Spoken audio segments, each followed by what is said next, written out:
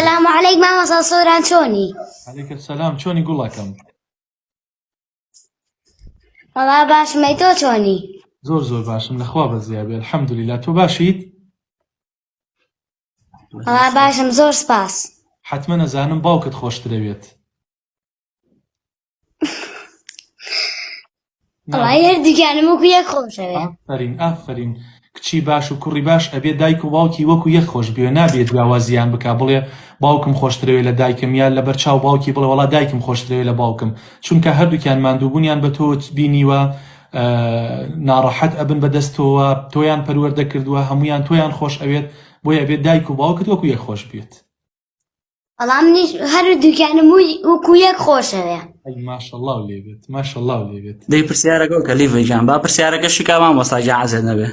وەڵای مامۆستا سۆران شەوانەکە خەوین بۆ نوێژی بەیانی باوکم هەمانەسێنێ هەنێ شەوێ ئاوەکە زۆر ساردەیتر بە تەیمون دەست نوێژەکرین گوناحبار نابین؟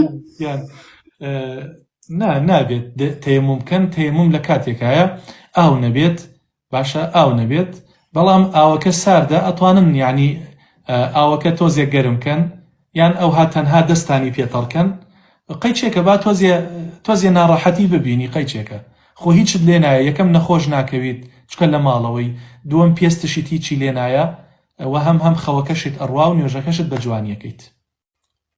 وەڵای هەنێ ڕۆژەیە هەروایەکەین بەس هەنێ کاتێ ئاوەکە گەرمەی بە تەیمون دەست نوێژ ناگرین. قوربان نابێت بە تەیموم بیکەی. باشە قوربان جاکە تۆ بە تەیمومەوە کردت هەر نوێژەکەت بە خەواڵوو کردووە، خەوت دیێت و باوێشکە دەیت و خواخواتە سەلام بیتەوە خۆت کەیتەوە ناوجیەکە وایە؟ ئەرهەڵا ئەیدەی نابێت خوای گەورە زۆرم خەویە. خوای گەورە پێی خۆشە تۆ نوێژێ بکەی ئاگات لە نوێژەکەت بێت، اینجا کە سەلامت دایەوە هەنی ئەزکارەکان لە دوای نوێژ هەیە بیکەی ئەستەغفر الله ئەستەغفر الله ئەستەغفر الله سێجار ئەوە ئەڵیت و اینجا 33 جار الحەمدولله 33 جار سبحان الله 33 جار الله أكبر، اینجا لا إله إلا الله وحده لا شريك له له الملك وله الحمد وهو على كل شيء قدير، اینجا آية الكرسي بخوێنە، اینجا بۆت کراک قولەکانش سێ بخوێنە و بچە ناوجیەکەت.